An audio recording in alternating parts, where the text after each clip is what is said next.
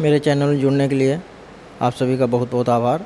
ABS tutorials को kindly subscribe and share करें। आज हम आप लोगों के बीच एक नए टॉपिक के साथ हैं जो कि प्रोग्रामिंग इन सी का टॉपिक है। और प्रोग्रामिंग इन सी का सबसे इम्पॉर्टेंट टॉपिक है क्योंकि प्रोग्रामिंग की जो मेन प्रोग्रामिंग है वो वहीं से स्टार्ट होती है। तो हम लोग देख लेते हैं कि इस टॉपिक का नाम क्या है। इस टॉपिक का नाम है conditional statements of programming in C with example. आज हम लोग जो भी हम आपको आज बताएंगे, लेक्चर देंगे, वो एग्जाम्पल के साथ होगा। तो इसलिए आप लोग पूरा वॉच करिए और आप लोग समझिए कि कैसे कैसे क्या क्या यूज हुआ है कंडीशनल स्टेटमेंट्स का, क्या बेनिफिट्स हैं, कैसे हम लोग प्रोग्रामिंग में इम्प्लीमेंट करते हैं और उस प्रोग्रामिंग से कौन कौन से स्टेप परफॉर्म होते हैं, कैसे हम लोग उस जो कंडीशनल स्टेटमेंट्स हैं उनका प्रोग्रामिंग इन सी में क्या यूज़ करते हैं। तो हम लोग देख लेते हैं आज conditional statement of programming in C example के साथ। इसलिए आप लोग बने रहिए, पूरा लास्ट तक वॉच करिए क्योंकि एग्जाम्पल्स जो हैं लास्ट में ही आपको मिलेंगे। तो हम आज आपको एक एक करके एग्जाम्पल के साथ समझाएंगे कि कंडीशनल स्टेटमेंट कौन कौन से होते हैं। तो आइए देखते हैं कंडीशनल स्टेटमेंट होते क्या हैं। सबसे पहले हम लोग ये देख लेते हैं। तो it is also known as selection statement. It is use to make decision based on a given condition. If the condition evaluate to true, a set of statement is executed, otherwise another set of statement is executed।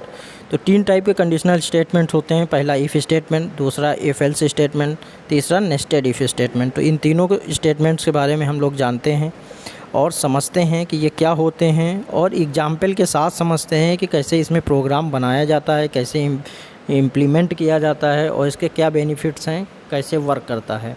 तो आइए हम लोग देखते हैं if statement. If statement क्या होता है? If statement is a main part of conditional statement that is first check the condition of the statement. If condition evaluates is true then statement will be executed, otherwise control transfer to the outside of if block. मतलब अगर condition statement की जो condition है वो अगर true है तो if block के अंदर जो भी हम कोडिंग करेंगे या जो भी हम स्टेटमेंट्स लिखेंगे वो रन करेगा, और अगर कंडीशन फॉल्स है तो वो उस ब्लॉक से बाहर चला जाएगा और कुछ भी प्रिंट नहीं करेगा। सिंटैक्स में देखिए, इफ़ कंडीशन, हम लोग कंडीशन मेंशन करेंगे। अगर कंडीशन ट्रू है तो ये जो नीचे का स्टेटमेंट्स लिखा हुआ है, कोड लिखे हुए हैं, ये कोड जो भी आप इसमें के अंदर डिज़ाइन करेंगे, लिखेंगे, वो कोड रन करेंगे। Otherwise if control transfer to outside of if block, तो इफ ब्लॉक जो ब्रैकेट लगा हुआ है कर्ली ब्रेसेस के, बाहर चला जाएगा। मतलब कुछ भी प्रिंट नहीं करेगा क्योंकि स्टेटमेंट्स जो भी हैं वो इफ़ कंडीशन के अंदर हैं। जो भी लाइंस कोड लिखी हुई हैं वो इफ़ कंडीशन के अंदर हैं और अगर कंडीशन ट्रू नहीं है तो वो रन नहीं करेगी। आइए हम लोग देखते हैं इसके एग्जाम्पल।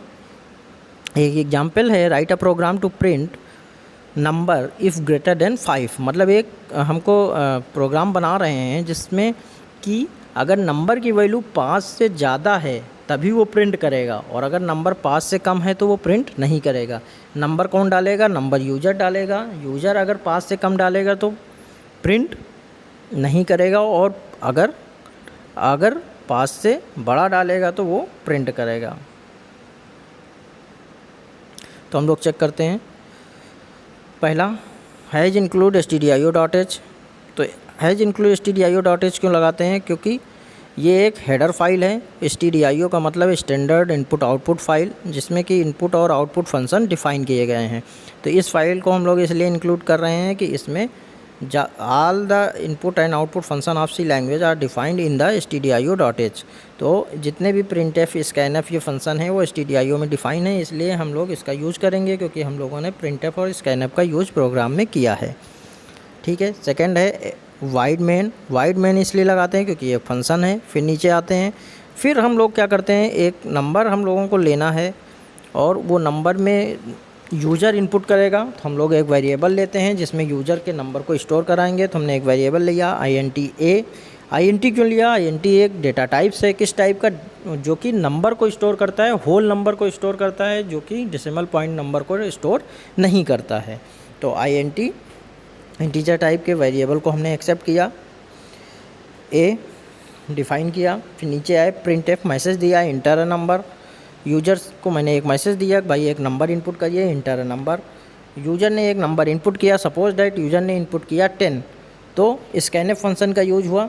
स्कैनफ फंक्शन इसलिए यूज हुआ क्योंकि यूज़र जो भी इनपुट करेगा वो कहाँ पे स्टोर कराना है, ए में कराना है। तो हम लोग इनपुट फंक्शन, स्कैनफ को इनपुट फंक्शन बोलते हैं, तो हम लोग इनपुट फंक्शन का यूज़ करेंगे और नंबर को एक्सेप्ट करवाएंगे ए में। तो परसेंटेज डी क्यों लगाया स्कैनफ के अंदर? इसलिए लगाया क्योंकि परसेंटेज डी इंटीजर जो है उसका फॉर्मेट स्पेसिफायर परसेंटेज डी है। तो इंटीजर डेटा टाइप के रिस्पेक्ट में ए को डिफाइन किया गया है, तो ए के रिस्पेक्ट में परसेंटेज डी लगेगा क्योंकि ए जो है इंटीजर डेटा टाइप का वेरिएबल्स है। तो ठीक है, यूज़र ने नंबर इनपुट किया 10, ए की वैल्यू हो गई 10, नीचे आए, कंडीशन लगी इफ़ स्टेटमेंट। अब देखिए यहाँ पे इफ़ स्टेटमेंट का यूज हो रहा है, तो इफ़ के अंदर क्या होगा, कंडीशन होगी। तो कंडीशन लगी ए ग्रेटर देन 5, अगर ए की वैल्यू 5 से बड़ी है तो ए की क्या वैल्यू है भाई, यूज़र ने 10 डाला था तो ए इक्वल टू 10, ए की वैल्यू 10 है, तो 10 ग्रेटर देन 5। अगर ये कंडीशन ट्रू है तो क्या होगा, जो अंदर हमने लिखा है प्रिंट नंबर इज ये, तो वो प्रिंट करेगा। और अगर छोटी है, कंडीशन फॉल्स है, तो वो प्रिंट नहीं करेगा। तो देख लेते हैं हम लोग भाई, ए की वैल्यू क्या है 10, तो ए ग्रेटर देन 5, तो ए की value 10, 10 greater than 5, condition true हो जाएगी क्योंकि 10 बड़ा है 5 से। तो अगर ट्रू हो गई तो नीचे आएगा और प्रिंट कर देगा। प्रिंटफ फंक्शन यूज हुआ है तो इन्फॉर्मेशन डिस्प्ले कर देगा। डिस्प्ले क्या करेगा, केवल इतना जो प्रिंटफ के अंदर लिखा हुआ है। तो अंदर क्या लिखा हुआ है, नंबर इज परसेंटेज डी और ए, तो ए की वैल्यू 10 है जो यूजर ने डाला था, तो प्रिंट हो जाएगा नंबर इज 10, नंबर इज 10। और सपोज डैट अगर यूजर ने 3 डाल दिया तो क्या होगा, ए की वैल्यू 3 हो जाएगी, तो ए ग्रेटर देन 5, ए की वैल्यू 3 है, तो 3 बड़ा है 5 से। क्या ये सही है? बिल्कुल नहीं सही है, क्योंकि ए की जो 3 है वो छोटा होता है 5 से। तो क्या करेगा, वो अंदर नहीं जाएगा क्योंकि कंडीशन ट्रू होगी तभी इफ़ ब्लॉक रन करेगा, तो वो बाहर चला जाएगा, control transfer to outside of if block. तो इफ़ के जब बाहर जाएगा तो कोई भी प्रिंटफ का यूज नहीं किया गया है, तो कुछ भी प्रिंट नहीं करेगा और ब्लैंक हो जाएगा, कुछ भी प्रोग्राम में प्रिंट नहीं होगा। अगर ए की वैल्यू 3 है या 5 से लेस है तो कुछ भी प्रिंट नहीं करेगा।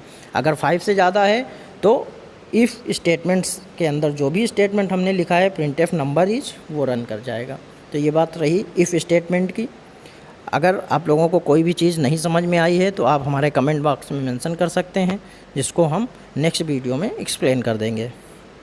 तो अब हम लोग आगे देख लेते हैं। सेकंड जो कंडीशनल स्टेटमेंट है उसका नाम है इफ़ एल्स स्टेटमेंट। वो क्या होता है भाई, इफ़ एल्स स्टेटमेंट में क्या होता है, ऐसे इफ़ स्टेटमेंट में क्या हुआ कि कंडीशन ट्रू हुई तो स्टेटमेंट रन किया, और कंडीशन फॉल्स हो गई तो वो बाहर हो गया कंट्रोल, कुछ भी प्रिंट नहीं किया। अब क्या होगा कि अगर ट्रू होगी तो स्टेटमेंट रन करेगा, फॉल्स होगी तो भी स्टेटमेंट रन करेगा, लेकिन कौन सा, अगर ट्रू हुई तो इफ़ ब्लॉक के अंदर का स्टेटमेंट रन करेगा, और कंडीशन फॉल्स हुई तो एल्स ब्लॉक का स्टेटमेंट रन करेगा। देखिए आप लोग सिंटैक्स में, इफ़ के अंदर कंडीशन, अगर ट्रू है कंडीशन तो स्टेटमेंट जो इफ़ के अंदर लिखा हुआ है वो रन करेगा, जो इफ़ के कर्ली ब्रेसेस के अंदर लिखा हुआ है। और अगर कंडीशन फॉल्स हुई तो वो सीधा अपने एल्स ब्लॉक में आएगा और एल्स में जो भी स्टेटमेंट्स लिखा है वो प्रिंट कर देगा और फिर बाहर हो जाएगा। तो आइए इसका एक प्रोग्राम देख लेते हैं। तो प्रोग्राम है, write a program to find largest number among 2 numbers. तो क्या कह रहा है भाई कि 2 नंबर यूज़र, अब क्या करेगा, अब यूज़र जो है 2 नंबर इनपुट करेगा और हमें प्रिंट करना है, प्रोग्रामर को प्रिंट करना है लार्जेस्ट नंबर, जो भी उन दोनों नंबर्स में बड़ा है उसको प्रिंट करना है। तो देख लेते हैं हम लोग प्रोग्राम भाई। पहली लाइन इंक्लूड stdio.h जो कि मस्ट है, उसमें इनपुट और आउटपुट फंक्शन डिफाइन है, प्रिंटफ एंड स्कैनफ डिफाइन है, इसलिए इसको लगाना ही लगाना है। नीचे है भाई वाइड मेन, ये फंक्शन है, ये भी लगाना ही है। फिर कर्ली ब्रेसेस किया, फिर नीचे आए, चूँकि 2 नंबर यूज़र इनपुट करेगा इसलिए हमने 2 वेरिएबल्स डिफाइन किए। किस टाइप के, इंटीजर डेटा टाइप के, क्योंकि नंबर की बात की जा रही है इसलिए इंटीजर डेटा टाइप का यूज होगा।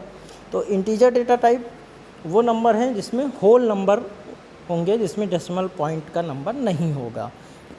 तो ठीक है, नीचे देख लेते हैं प्रिंटफ। प्रिंटफ का मतलब है आउटपुट फंक्शन है जो कि इन्फॉर्मेशन को डिस्प्ले कराएगा। तो इंटर 2 नंबर्स, तो वो एक मैसेज यूज़र को दे रहा है कि भाई अब 2 नंबर्स आप इनपुट करें, इंटर 2 नंबर्स, 2 नंबर इंटर करें। तो यूज़र 2 नंबर इंटर करेगा, कहाँ जाएंगे, स्कैनफ फंक्शन यूज़ हो रहा है, वो इनपुट को स्टोर करेगा। परसेंटेज डी यूज हो रहा है, क्यों हो रहा है, क्योंकि इंटीजर टाइप का डेटा टाइप्स है ए और बी, तो जो इंटीजर का फॉर्मेट स्पेसिफायर होता है वो परसेंटेज डी होता है, तो इसलिए परसेंटेज डी का यूज किया गया।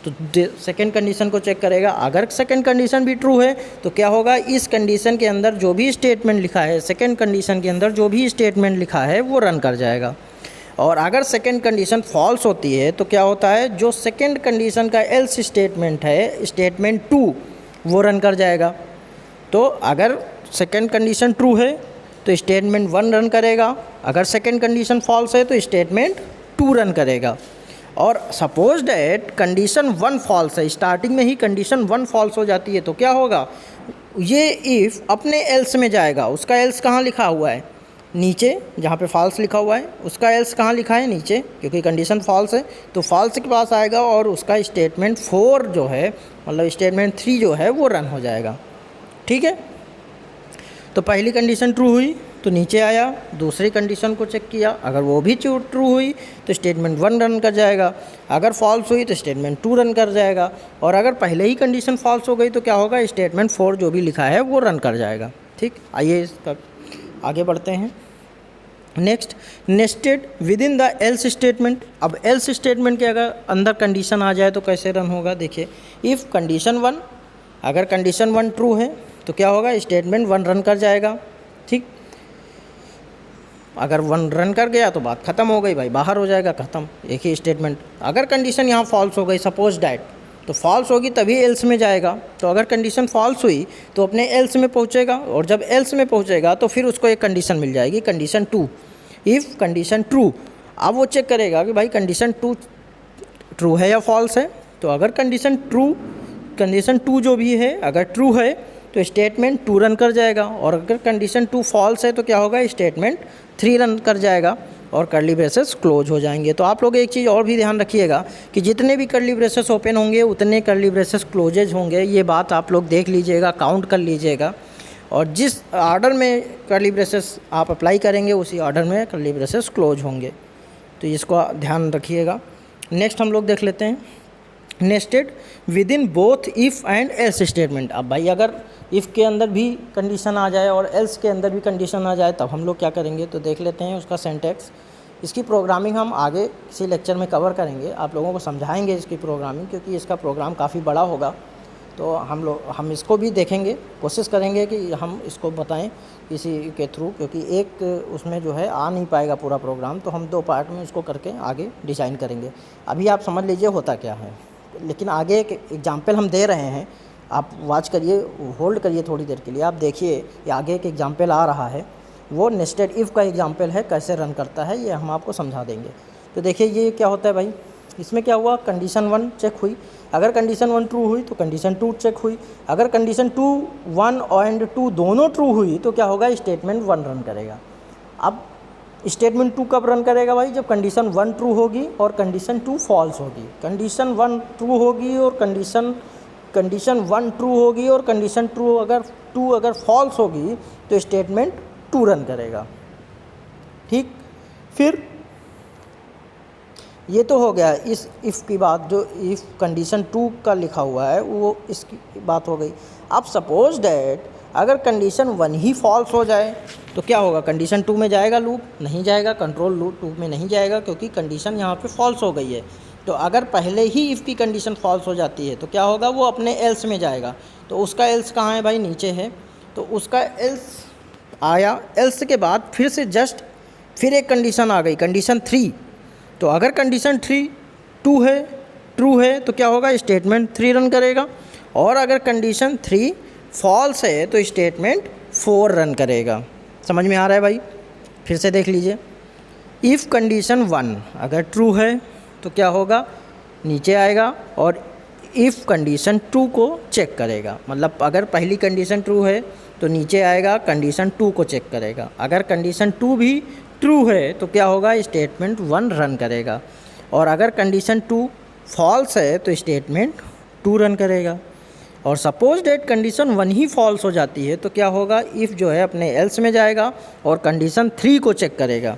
तो अगर कंडीशन 3 ट्रू है तो क्या होगा, स्टेटमेंट 3 रन करेगा, और कंडीशन अगर 3 जो है फॉल्स है तो क्या होगा, स्टेटमेंट 4 रन कर जाएगा। ठीक है, ये बात समझ में आई। आइए हम लोग एग्जाम्पल देख लेते हैं नेस्टेड इफ़ का। तो एक एग्जाम्पल है, write a program to find the largest number of among the 3 numbers. अभी हमने क्या बताया, पहला एक इफ़ स्टेटमेंट के लिए बताया, दूसरा 2 नंबर में कंपेयर किया, अब हम लोग 3 नंबर में कंपेयर करते हैं और ये एग्जाम्पल है नेस्टेड इफ़ का। तो हम लोग देख लेते हैं। पहला हैज इंक्लूड stdio.h, ये तो मस्ट है, लगेगा ही लगेगा। वाइड मेन मस्ट है, लगेगा क्योंकि फंक्शन है। फिर कर्ली ब्रेसेस लगेगा। अब क्या हुआ भाई, 3 नंबर की बात कर रहा है वो, तो जब 3 नंबर की बात कर रहा है तो हम लोग 3 वेरिएबल्स डिफाइन करेंगे। 3 वेरिएबल्स डिफाइन करेंगे, वो भी इंटीजर टाइप के, क्योंकि नंबर्स की बात कर रहा है तो जाहिर सी बात है हम लोग इंटीजर में देख रहे हैं। हम लोग फ्लोट भी ले सकते हैं, डबल भी ले सकते हैं, बट अभी हम लोग इंटीजर की बात कर रहे हैं। तो इंटीजर टाइप के 3 वेरिएबल्स डिफाइन किए, A, B एंड C। नीचे आए, प्रिंटफ के थ्रू एक मैसेज दिया हमने, प्रिंटफ के थ्रू एक मैसेज दिया, इंटर 3 नंबर्स। तो 3 नंबर्स यूजर के पास एक मैसेज जाएगा, भैया 3 नंबर इनपुट करने हैं। तो अब वो 3 नंबर इनपुट करेगा। कौन कौन से नंबर इनपुट करेगा, A, B एंड C। तो पहला स्कैनएफ के अंदर A है, दूसरा B है, तीसरा C है। तो 3% D लगे क्योंकि 3 वेरिएबल्स का यूज हुआ। ठीक, 3 नंबर यूजर इनपुट करेगा, इसलिए 3 वेरिएबल्स लिए थे, A, B एंड C। तो पहला जो है वो A के लिए, दूसरा B के लिए, तीसरा C के लिए। तो इसी ऑर्डर में जैसे ही यूज़र नंबर डालेगा, नंबर के ऑर्डर में ही वो A, B, C में वैल्यू स्टोर होगी। अगर पहला नंबर यूज़र डालेगा, इनपुट करेगा, तो पहला A में जाएगा, दूसरा B में जाएगा, तीसरा C में जाएगा। तो हम लोग आगे देखते हैं भाई। सपोज डैट A की वैल्यू 5, B की वैल्यू 10, C की वैल्यू 15। ठीक, हमने 3 वैल्यू डिफाइन की, यूजर ने 3 नंबर डाले, पहला नंबर 5, दूसरा नंबर 10, तीसरा नंबर 15। तो 5 जो 5 है वो कहाँ स्टोर होगा, A में। 10 जो 10 है वो कहाँ स्टोर होगा, B में। 15 जो 15 है कहाँ स्टोर होगा, C में, क्योंकि उसी ऑर्डर में स्टोर होगा जिस ऑर्डर में यूजर ने नंबर डाले हैं, और जिस ऑर्डर में हम लोगों ने वेरिएबल से डिफाइन किए हैं वो उसी ऑर्डर में स्टोर होगा। तो अब हम लोग देख लेते हैं। तो भाई if condition I A greater than B, condition है A greater than B, A की वैल्यू 5 और B की वैल्यू 10 है ना। तो पहला जो 3 नंबर थे 5, 10 और 15, तो उसमें बड़ा कौन सा है भाई, 15 बड़ा है। तो हमारा आउटपुट क्या आना चाहिए, 15 आना चाहिए। हम लोग देख लेते हैं भाई 15 आ रहा है कि नहीं। तो हम लोग देखते हैं A greater than B, A की वैल्यू 5 है, 5 है, B की वैल्यू 10 है। तो 5 बड़ा है 10 से, क्या कंडीशन ट्रू है, नहीं ट्रू है भाई। 5 बड़ा नहीं होता है 10 से, 5 जो है 10 से बड़ा नहीं होता है, इसलिए कंडीशन फॉल्स हो गई। जब कंडीशन फॉल्स हुई तो वो फिर अपने एल्स में जाएगा, उसका एल्स बीच में है, देखिए बीच में, तो वो अपने एल्स में जाएगा। और जैसे ही वो अपने एल्स में पहुंचा तो उसको फिर एक कंडीशन मिली, देखिए जो अभी हमने आपको बताया था, एल्स के अंदर कंडीशन। तो एल्स के अंदर कंडीशन मिली, कंडीशन क्या मिली भाई, if B greater than C। अब वो फिर से चेक कर रहा है कि क्या B की वैल्यू C से बड़ी है। तो पहला चेक किया A ग्रेटर देन B, अगर A बड़ा है B से, है ना, ये कंडीशन फॉल्स है। फॉल्स इसलिए है कि A की वैल्यू 5 है और B की वैल्यू 10 है, कंडीशन फॉल्स हो गई। तो नीचे आया B ग्रेटर देन C, तो B की वैल्यू 10 है और C की वैल्यू 15 है। तो क्या B बड़ा है C से, नहीं भाई बिल्कुल नहीं बड़ा है, क्योंकि B की वैल्यू 10 है और C की वैल्यू 15 है। तो यहाँ पर भी कंडीशन फॉल्स हो गई। तो जब ये कंडीशन फॉल्स हुई तो ये कहाँ जाएगा, ये अपने एल्स में जाएगा। तो इसके एल्स में क्या लिखा है, लार्जेस्ट नंबर इज C, और C की वैल्यू 15 है ना। 5, 10, 15, 5, 10, 15 यूजर ने ऐसे ही डाला था और 15 आना चाहिए था।